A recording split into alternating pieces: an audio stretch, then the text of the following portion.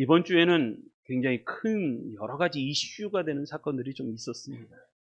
그중에 첫 번째 사건이 뭐냐면 엘리자베스 2세 여왕이 타계했다는 거죠. 그래서 세계 장례식이라고 부릅니다.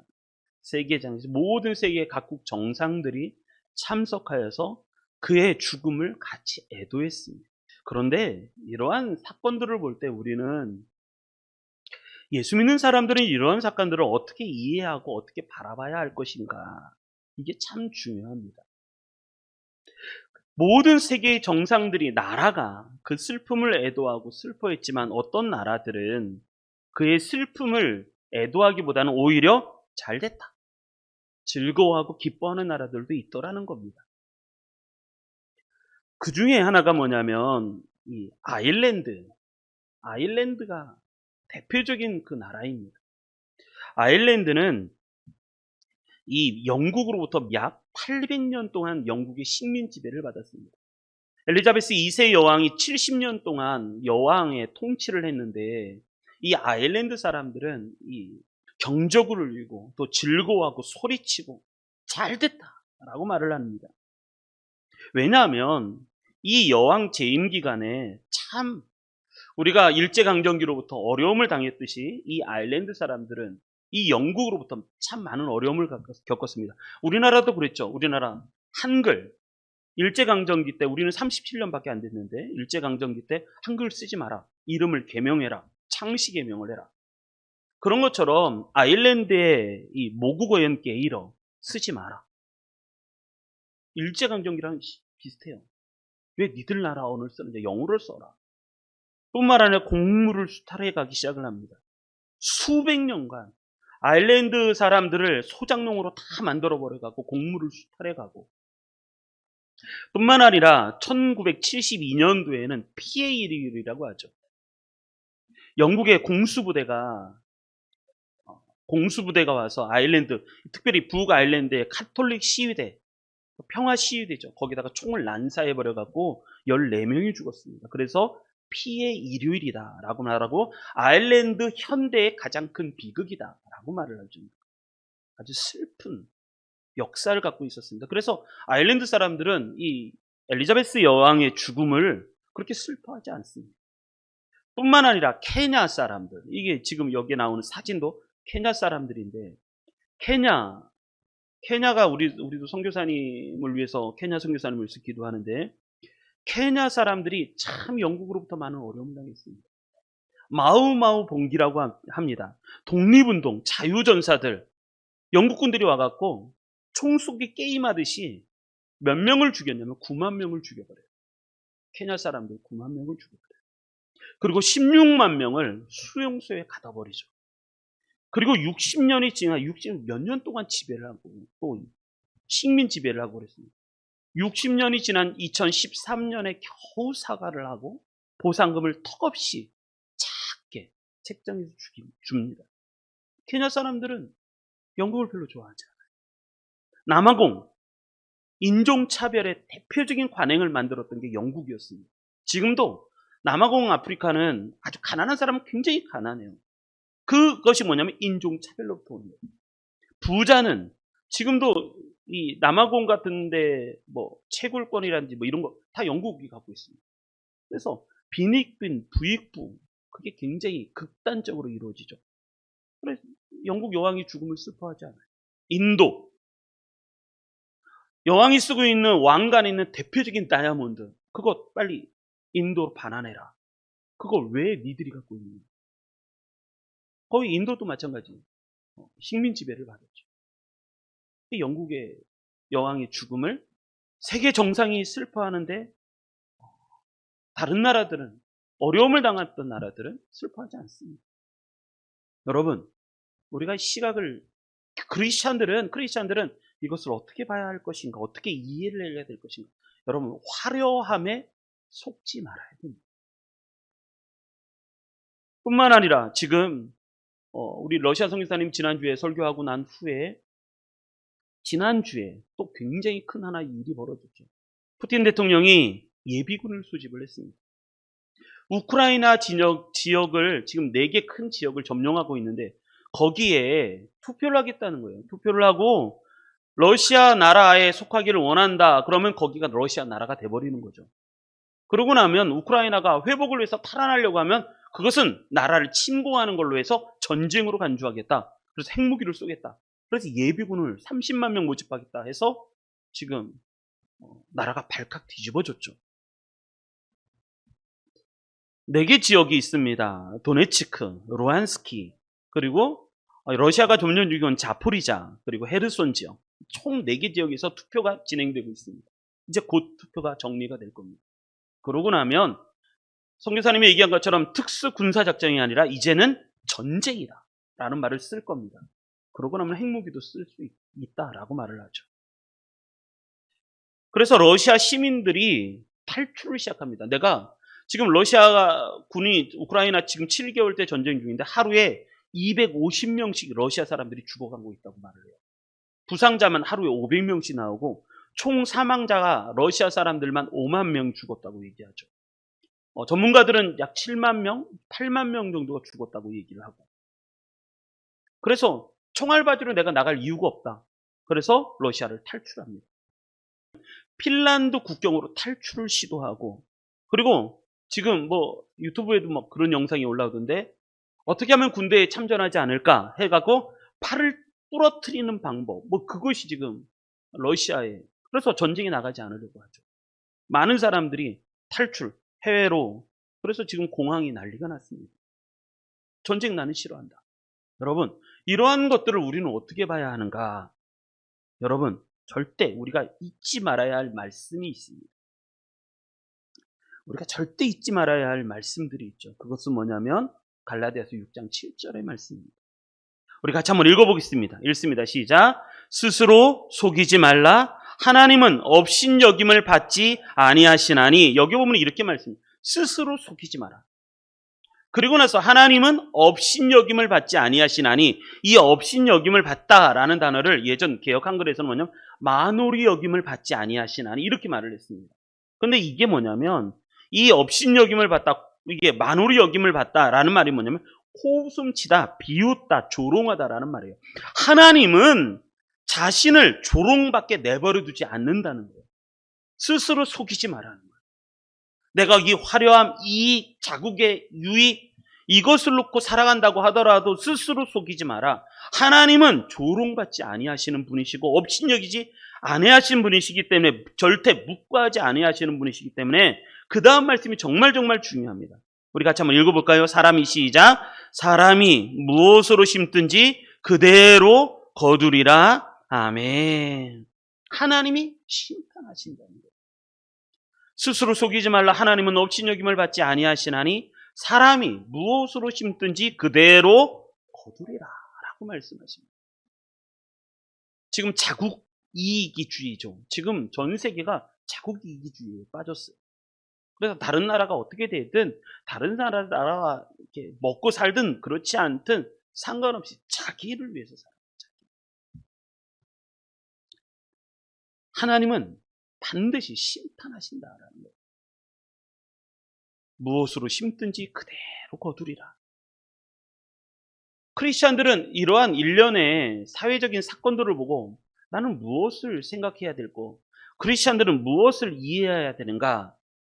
여러분, 하나님이 심판이 기다려 있다는 것을 우리는 절대 잊지 말고, 그래서 우리는 잘 심어야 된다라는 말씀입니다.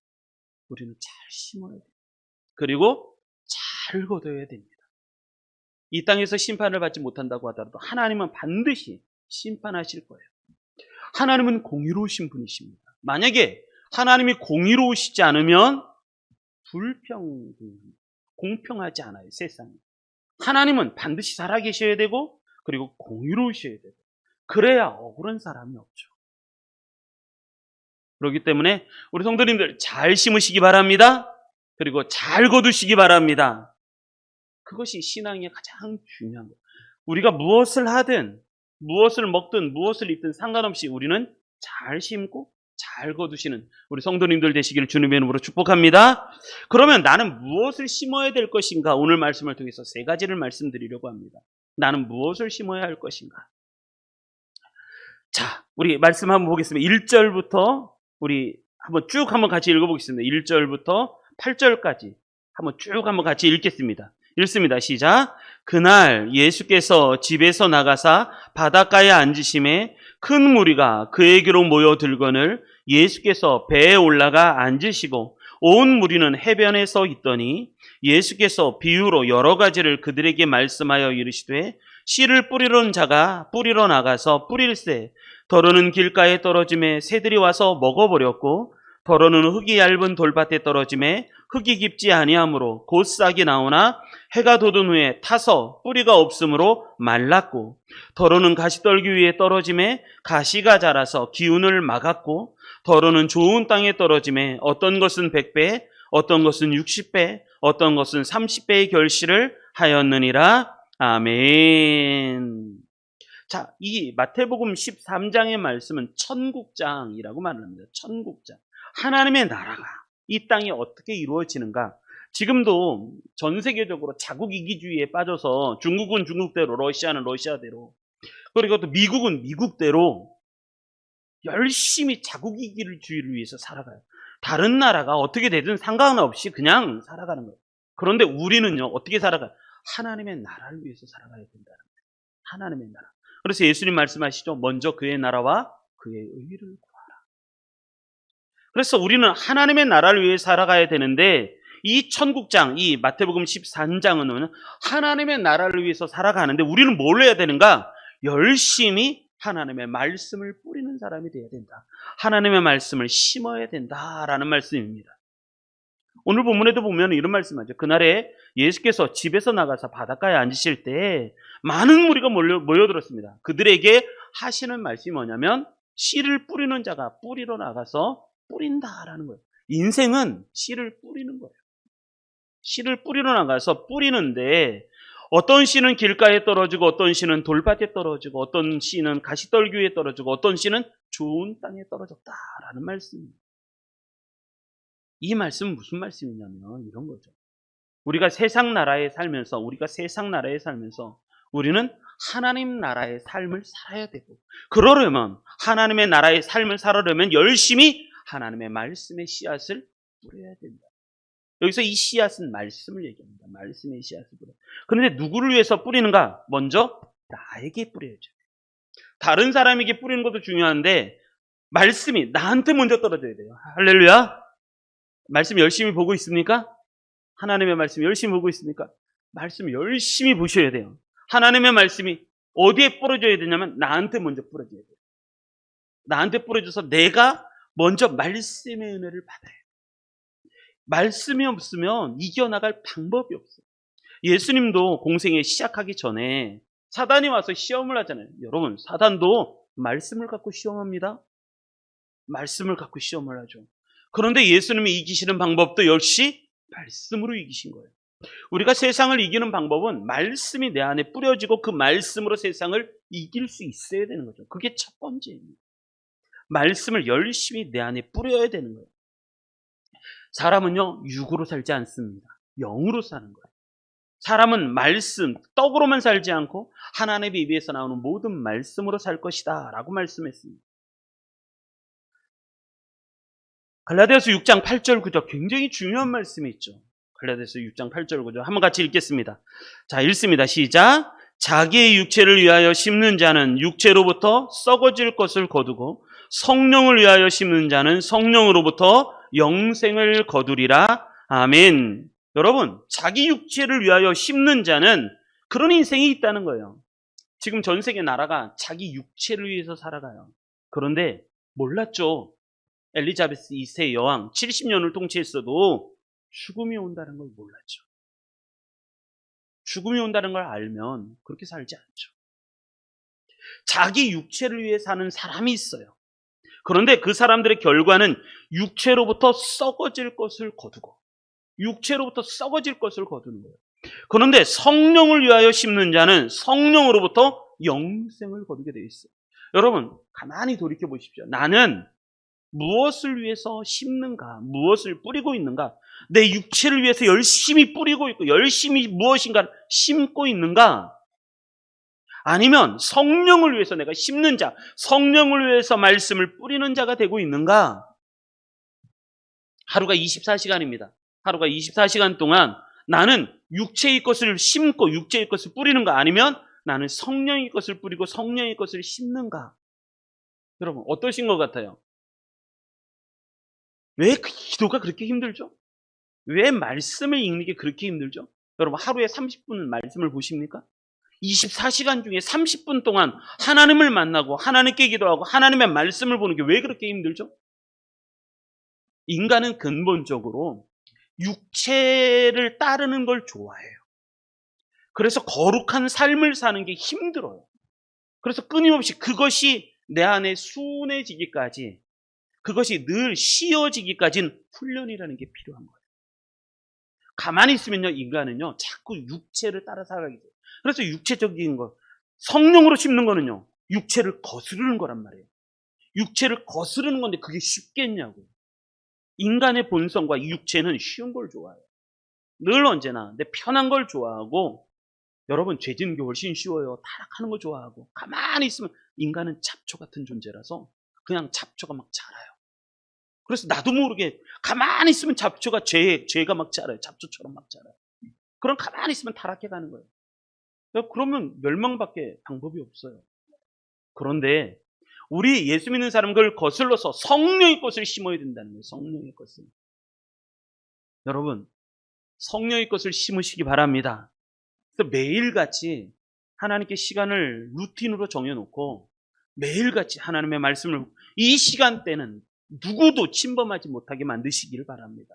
그래서 끊임없이 내 속에다가 말씀을 심어야 돼요. 내 속에다가 기도를 심어야 돼요. 하나님과 교제를 해야 돼요. 인간도 사람도 아무리 친해도 오래간만에 만나면 서먹서먹하잖아요. 그럼 하나님은요 어떨 것 같아요? 왜 기도가 안 돼요? 아 목사님 기도가 잘 안 돼요. 왜 안 될까요? 하나님과 너무 멀리 떨어져 있고 너무 오랫동안 떨어져 있어서 그래요. 그러니까 기도가 잘 안 나와요. 기도를 하고 몸부림을 치는데 내 마음이 시원해지지가 않아요. 왜 그럴까요? 나는 육체를 심는 인생을 살았기 때문에. 그러지 말아라. 하나님의 나라가 내 안에 이루어지는 가장 좋은 방법은 하나님의 말씀이 내 안에 뿌려지면 돼요. 내 안에 뿌려지면 돼요. 그래서 이야기하죠. 자기 육체를 위하여 심는 자는 육체로부터 썩어질 것을 거두고 성령을 위하여 심는 자는 성령으로부터 영생을 거두리라. 또 9절 같이 읽겠습니다. 시작. 우리가 선을 행하되 낙심하지 말지니 포기하지 아니하면 때가 이름에 거두리라. 아멘. 지속적으로 하라는 거예요. 지속적으로. 여러분 내 인생의 묘비에 무엇을 남길 것인가. 어떤 미국인은 자기 묘비에 이런 문구를 썼다고 하죠. 부지런한 내 딸이 여기에 잠들다. 부지런한 내 딸이 여기에 부지런히 살았나 봐요. 그런데 그 다음에 또 글도 있어요. 부활 때에는 제일 먼저 일어날 것이다. 부지런한 내 딸이 여기에 잠들다. 부활 때에도 제일 먼저 일어날 것이다. 그런 문구를 썼다고 하고, 어떤 걸레 스님이라고 하는 중강 승려가 있어요. 중강 스님이 있어요. 걸레 스님이라고 해서 그 사람은 뭐라고 얘기했냐면 이렇게 얘기했어요. 자기 인생을 이렇게 얘기해요. 이건 허무주의라고 말해요. 허무주의. 괜히 왔다 갔다.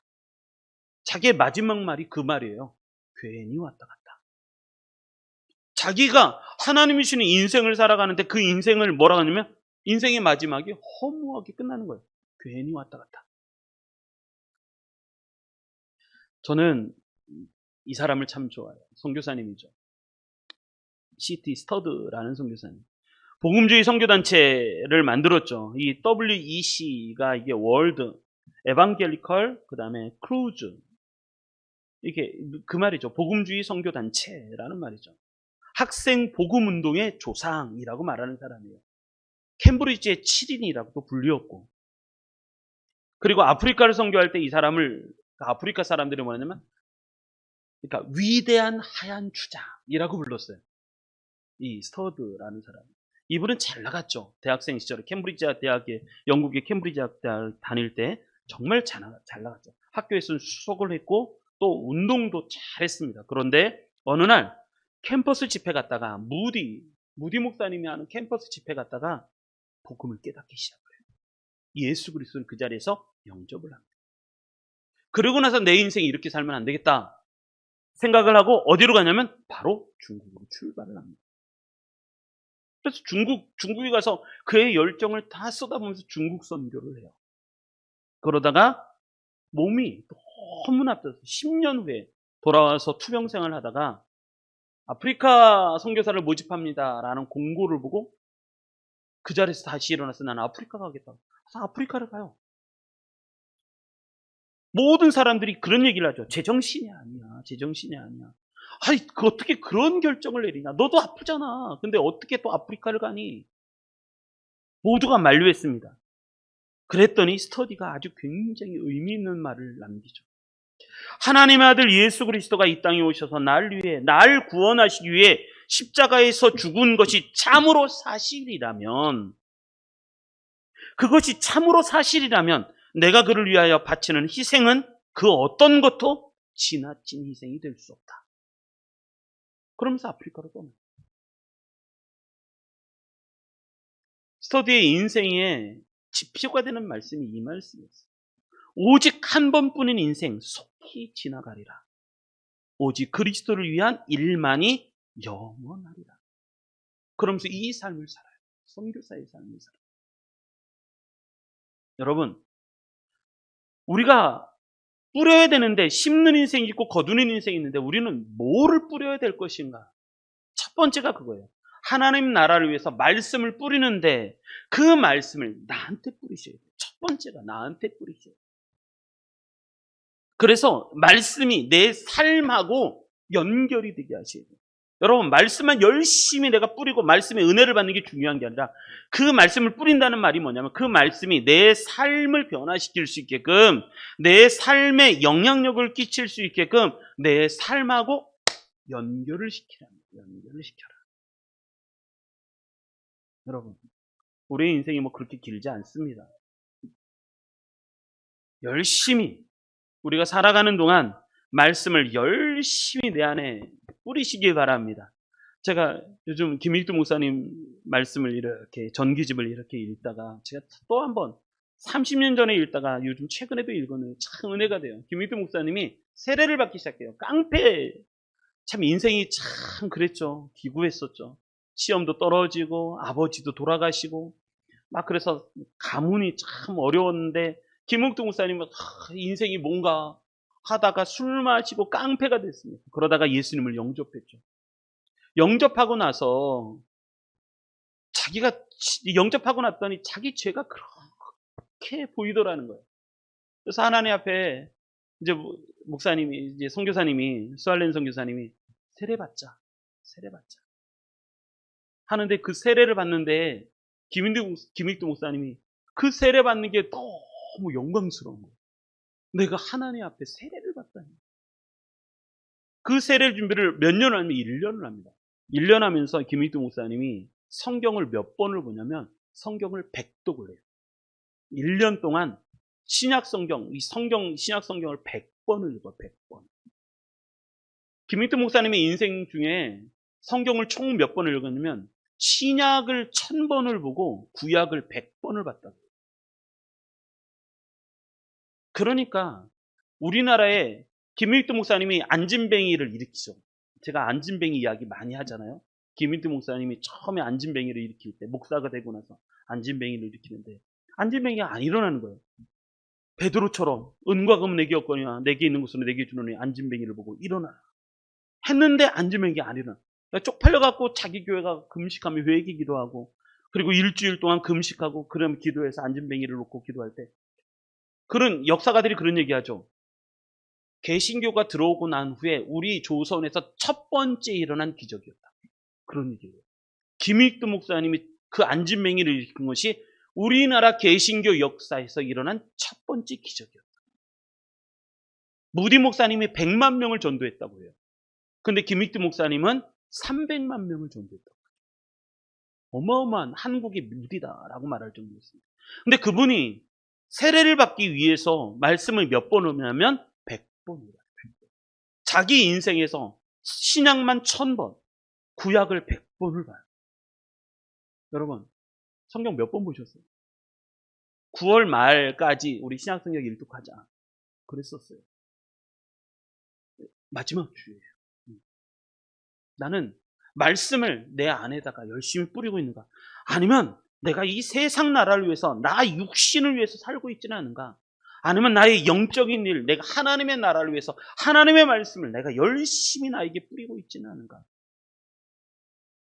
어떤 삶을 살고 계십니까? 자기를 위해서 열심히 하나님의 말씀을 먼저 내한테 뿌리시길 바랍니다. 할렐루야. 그런 은혜가 우리 성도님들에게 넘치시기를 주님의 이름으로 축복합니다. 자, 그 다음 말씀, 두 번째 말씀, 우리 4절부터 8절 읽겠습니다. 4절부터 8절 읽습니다. 시작. 뿌릴새 더러는 길가에 떨어짐에 새들이 와서 먹어버렸고, 더러는 흙이 얇은 돌밭에 떨어짐에 흙이 깊지 아니하므로 곧 싹이 나오나 해가 돋은 후에 타서 뿌리가 없으므로 말랐고, 더러는 가시떨기 위에 떨어짐에 가시가 자라서 기운을 막았고, 더러는 좋은 땅에 떨어짐에 어떤 것은 100배, 어떤 것은 60배, 어떤 것은 30배의 결실을 하였느니라. 아멘.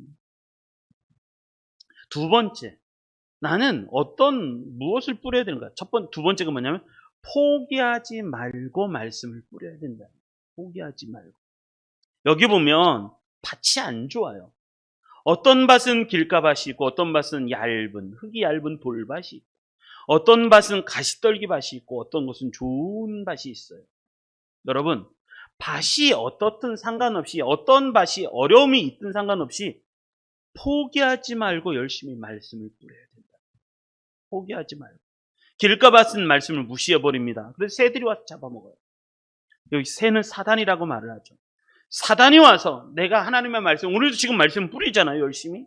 말씀을 뿌리는데 새들이 와서 그 말씀을 먹어버리는. 그러니까 말씀이 생각이 안 나요. 지난주 설교 제목이 뭔지 아십니까? 지난주에 설교했던 말씀이 무엇인지 기억나시나요? 왜 기억이 안 날까요? 건망증 문제가 아니라는 거죠. 새들이 와서 그 말씀을 먹어버리는 거예요. 그 말씀. 그래서 내 안에 흔적도 없이 사라져버리는 거죠. 그리고 돌짝밭이 있어요. 받아들이고 기뻐하지만 마음에 간직을 못합니다. 뿌리를 깊이 못 내리는 거죠. 돌짝밭은 그런 밭이에요.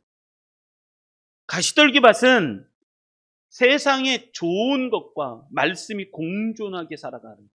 그러다가 보니까 결국은 세상이 말씀을 이기는 거죠. 세상을 따라가는 거예요. 이 가시떨기 밭이. 좋은 밭은 잘 받아들여서 좋은 토양이 되어서 말씀의 열매를 많이 맺는. 여기 보면 어떤 것은 100배, 어떤 것은 60배, 어떤 것은 30배의 결실을 하였느니라 라고 말씀하죠.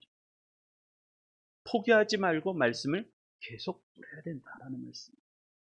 시편 126편 5절 6절 말씀이 있습니다. 한번 읽어볼까요? 자, 읽겠습니다. 시작.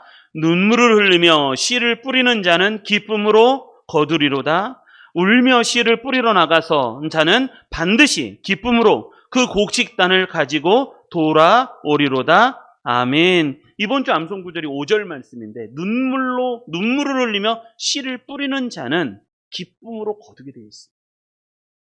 눈물을 흘리면서 말씀을 뿌리십시오. 그러면 반드시 기쁨으로 거두게. 또 6절이 참 은혜가 되는데 울며 씨를 뿌리러 나가는 자는, 여러분, 그게 뿌리는 게 참 어려워요. 이 뿌린다, 심는다, 뿌린다라는 것은 시작을 얘기해요. 시작하는 게 그렇게 어려운 거예요. 시작하는 게 울며 씨를 뿌리러 나가서 그렇게 말씀을 뿌리러 시작하는 자는, 그 다음 말씀은 제가 노란색으로 치는데 이게 반드시예요. 반드시. 결코 반드시 기쁨으로 그 곡식단을 가지고 돌아오리로다. 제가 이 시편 말씀을 읽으면서 너무 은혜가 되는 거예요. 반드시. 여러분, 무엇을 심든지 반드시 그대로 거두게 돼 있어요. 여러분, 세상은 그렇습니다. 내가 10을 심었는데 10을 뿌렸는데 10 이상을 거두는 건 세상에 없어요. 10을 뿌리면 반드시 10을 거두게 돼 있어요. 아니면 그것보다 못하게 거두거나. 내가 공부를 안 하는데 공부가 잘할 수가 없죠. 공부를 안 했는데 공부를 어떻게 잘합니까? 시간을 뿌려야 되고 열심히 뭔가 노력을 해야지 거두게 돼 있어요. 그런데 성경은요, 그렇지 않아요. 울며 씨를 뿌리는 자는 반드시 그 곡식단을 가지고 오는데, 마태복음 이 8절에 보면 뭐라고 얘기냐면 좋은 땅에 떨어질 때에 좋은 땅을 만나잖아요. 그 말씀이 좋은 땅을 만나면 그것이 하나를 뿌리면 하나를 거두는 게 세상의 방법이에요. 이치예요. 반드시 세상은 그래요. 하나를 뿌리면 하나를 뿌리는데 두 개를 거둔다. 그건 없어요. 세상은 하나를 뿌리면 하나를 거두고 있어요. 그런데 하나님의 말씀은 그러니까 포기하지 말고 뿌리라는 거예요. 왜냐하면 좋은 땅을 만났을 때 어떤 것은 100배, 어떤 것은 60배, 어떤 것은 30배, 적어도 30배는 거둔다는 거예요. 그러니까 포기하지 말고 말씀을 뿌리라라는 말씀이에요. 눈물을 흘리며 씨를 뿌리는 자는 기쁨으로 거두리로다. 울며 씨를 뿌리러 나가는 자는 반드시 기쁨으로 그 곡식단을 가지고 돌아오리로다. 아멘. 그런데 안 뿌리는 사람이 있다는 거예요. 포기한 사람이 있어요. 그 사람이 누구냐면 마태복음 25장에 나오는 한 달란트 받은 사람이에요. 한 달란트 받은 사람이 그 하나님 앞에 나와서 하는 얘기가 이런 얘기예요. 여러분, 나쁜 밭이라는 것은 뭐냐면 잘못된 생각을 말해요. 나쁜 밭은 잘못된 생각. 그 사람이 와서 뭐라냐? 한 달란트 받은 사람이 와서 이렇게 말합니다. 한 달란트 받은 자가 와서 이르되 주인이여, 당신은 굳은 사람이라. 마음이 굳은 사람이라는 거예요. 심지 않은 데서 거두고 해치지 않은 데서 모으는 줄을 내가 알았습니다. 여러분, 이게 나쁜 밭이에요. 나쁜 밭. 두려워하여 나가서 당신의 달란트를 땅에 감추어 두었나이다. 보소서, 당신의 것을 가지셨나이다. 그런데 26절, 그 주인이 대답하여 이르되 악하고 게으른 종아, 나는 심지 않은 데서 거두고 해치지 않은 데서 모으는 줄로 내가 알았느냐? 여러분, 우리 하나님은요 반드시 그래요. 심어야 거두는 거예요. 심어야.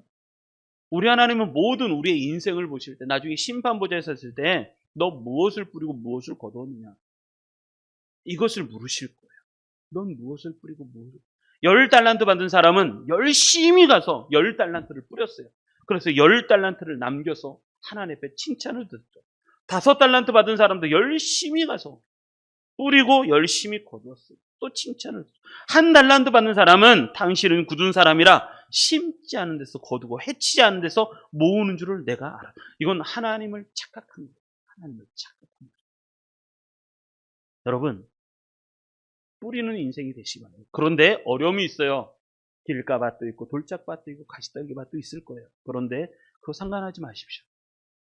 뿌리십시오. 뿌리다가 좋은 밭을 만나면 100배, 60배, 30배의 결실을 반드시 맺게 될 것입니다. 이걸 잊지 마시길 바랍니다. 그리고 마지막 8절 같이 읽겠습니다. 8절 읽습니다. 시작. 더러는 좋은 땅에 떨어짐에 어떤 것은 100배, 어떤 것은 60배, 어떤 것은 30배의 결실을 하였느니라. 아멘. 세 번째, 좋은 땅이 기다리고 있다는 거예요. 좋은 땅이 기다리고 있다. 그래서 나도 말씀을 뿌리는 자가 되라라는 거예요. 첫 번째는 나에게 말씀을 뿌릴 줄 알아야 되고, 두 번째, 뿌릴 때 길가밭도 만나고 돌짝밭도 만나고 가시떨기밭도 만나고 좋은 땅도 만나지만 절대 포기하지 마라. 세 번째, 좋은 땅이 반드시 기다리고 있다. 나도 말씀을 뿌리는 자가 되라. 저는 그래서 제가 이 가을을 놓고 기도하면서, 가을 사역을 놓고 기도하면서 이 찬양이 참 저의 마음에, 기도하면서, 새벽에 기도하면서 참 은혜 받았어요. 복음을 심었습니다. 복음이 싹이 났네요. 복음이 자랐습니다. 30대 맺었습니다. 근데 이 찬양이 너무 좋은 거예요. 우리 가을 사역의 주제곡이에요. 가을 사역. 복음을, 말씀을 뿌렸습니다. 말씀이 싹이 나네. 말씀이 자랐습니다. 60대 맺었습니다. 근데 이 찬양이 너무너무 좋아요. 새벽에 막 기도하는데, 하나님께 기도하는데 시작이 어렵다. 울며 씨를 나가서 뿌리는 게 어렵다는 거예요. 시작한다는 게. 그런데 눈물로 씨를 뿌리는 자는 반드시 열매를 갖고 돌아오게 됩니다. 그 말씀을 하나님이 주시는 거예요. 그러면서 복음을 심었습니다. 복음이 싹이 났네요. 복음이 자랐습니다. 100배에 맺었습니다. 이 찬양을 새벽에 막 혼자 기도하면서 부르는데 너무 은혜가 되는 거예요. 여러분, 세 번째 말씀, 좋은 땅이 기다리고 있다. 좋은 땅이 기다리고 있다. 나도 말씀을 뿌리는 자가 되라. 그러면 반드시 어떤 것은 100배, 어떤 것은 60배, 어떤 것은 30배의 결실을 맺게 되어 있다는 거예요. 문제는 안 뿌리는 게 문제죠. 안 뿌리는 게. 로마서 10장에 보면 이런 말씀이 있습니다. 한번 같이 보겠습니다. 10장 13절로 15절 읽습니다. 시작. 누구든지 주의 이름을 부르는 자는 구원을 받으리라. 그런즉 그들이 믿지 아니하는 자를 어찌 부르리요? 듣지도 못한 이를 어찌 믿으리요? 전파하는 자가 없이 어찌 들으리요? 보내심을 받지 아니하였으면 어찌 전파하리요? 기록된 바 아름답도다. 좋은 소식을 전하는 자들의 발이여 함과 같으니라. 아멘. 이 말씀이 참 은혜가 돼요. 누구든지 주의 이름을 부르는 자는 구원을 받게 되어 있는데, 그런데 문제가 하나가 있어요. 그들이 믿지 아니하는 자를 어떻게 부르겠냐는 거예요. 듣지도 못했는데 어떻게 이걸 믿겠느냐는 거죠. 전파하는 자가 없이 그것을 듣겠느냐는 거죠. 보내심을 받지 아니했으면 누가 전파하겠느냐는 거죠. 그래서 아름답도다. 좋은 소식을 전하는 자들의 발이 아름다운 거예요. 발. 신앙은요, 입으로 하는 게 아니라, 신앙은 머리로 하는 게, 신앙은요, 발로 하는 겁니다. 한번 따라하겠습니다. 신앙은 발로 하는 것이다. 발로 하는 거예요. 신앙생활은 발로 하는 거예요. 권투를 할 때요, 권투를 할 때, 축구도 마찬가지겠지만, 권투를 할 때, 축구를 할 때, 야구를 할 때요, 여러분, 뭘로 하는지 아십니까? 발로 하는 거예요. 권투는 발로 하는 거예요. 발 게임이에요. 발 게임. 발이 무거우면 안 돼요.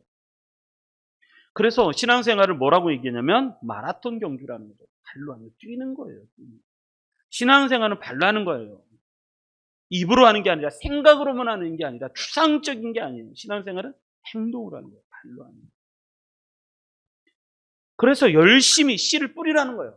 좋은 땅이 기다리고 있다. 좋은 땅이 기다리고 있다. 또 이런 말씀도 있습니다. 전도서 3장 1절로 2절 같이 한번 읽어볼까요? 1절부터 읽습니다. 시작. 범사에 기한이 있고 천하만사에 다 때가 있나니. 여러분, 범사에 기한이라는 게 있어요. 천하만사에 다 때가 있다는 거예요. 때가. 하나님의 때를 얘기하죠. 하나님의 시간을 말씀합니다. 그럴 때 이제 2절 읽겠습니다. 2절 시작. 날 때가 있고 죽을 때가 있으며 심을 때가 있고 심은 것을 뽑을 때가 있으며. 여러분, 심을 때가 있는 거예요. 그리고 거둘 때가 있는 거예요. 그렇기 때문에 우리는 열심히 말씀을, 복음을 열심히 심어야 된다는 거죠. 11절, 전도서 3장 11절에도 이런 말씀이 있죠. 이게 이제 본질이죠. 11절 읽겠습니다. 시작. 하나님이 모든 것을 지으시되 때를 따라 아름답게 하셨고 또 사람들에게는 영혼을 사모하는 마음을 주셨느니라. 그러나 하나님이 하시는 일을 시중을 사람으로 측량할 수 없게 하셨도다. 아멘. 사람에게는 근본적으로 영혼을 사모하는 마음을 하나님이 주셨어요. 그렇기 때문에 좋은 땅이 기다리고 있다는 거예요. 좋은 땅이 기다리고 있다. 여러분, 열심히 심으십시다. 그리고 열심히 추수했으면 좋겠어요. 우리 오늘 말씀, 심는 인생, 거두는 인생이라는 말씀인데, 세상 나라들은요, 열심히 자기 자국을 위해서 씨를 뿌려요. 전쟁을 일으키고 식민지를 다스리고. 그런데 그것이 나쁜 방법이에요. 나쁜 방법. 그래서 민간인을 죽이고 사람을 죽이고 이러면 안 된다 하는 사람을 총으로 쏴서 죽이고, 정말 나쁜 것입니다. 반드시 하나님 앞에 내가 단언하건대 하나님이 반드시 심판하시고, 반드시 심판하시고. 그렇기 때문에 우리는요, 세상 나라처럼 살지 말고 우리는 하나님의 나라를 위해서 뿌리는 인생, 심는 인생이 되어야 된다라는 말씀입니다. 그러려면 어떻게 될 것인가? 첫 번째, 나를 위해서 뿌려. 두 번째, 포기하지 말고, 그것이 나쁜 밭이라고 있어도 상관없이, 나쁜 밭이라 하더라도 계속 뿌릴 수 있는 인생이 돼요. 포기하지 말고. 세 번째, 좋은 땅이 기다리고 있다는 거예요. 좋은 땅이 기다리고 있기 때문에 나도 열심히 말씀을 뿌리는 자가 되라 라는 말씀. 여기서 승리하시기 바랍니다. 가을입니다. 가을은 추수의 계절이라고 말을 하죠. 우리가 이 추수의 계절 가을에 우리는 무엇을 뿌릴 것인가? 그래서 제가 11월 말까지 우리 11월 세 번째 주 추수감사 주일 예배 때 지금부터 시작해서 추수감사 주일 우리 같이 기도해 주시기 바랍니다. 추수감사 주일 때까지 우리 추수감사 주일 날일 전도대회 초청 주일로 하고 지금부터 열심히 기도하면서 말씀을 같이 뿌렸으면 좋겠습니다. 그래서 추수감사 주일 때 진짜 추수를 감사했으면 좋겠습니다. 우리 하나님께.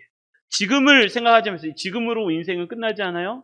우리는 열심히 씨앗을 뿌리면 돼요. 바울은 씨를 뿌렸고 아볼로는 물을 주었으되 자라나게 하시는 이는 하나님이시랍니다. 하나님이 자라나게 하실 거예요. 우리 배고트림께 우리 모든 성도님들 가을에 이 추수하는 가을에 우리 기쁨으로 단을 거두는 우리 모두가 같이 되셔서 하나님께 영광을 올려드리고 기쁨이 충만한 우리 배고트림 교회 될 수 있도록 그렇게 기도하고 씨를 뿌리는 성도님들 되시기를 주님의 이름으로 축원합니다. 아멘.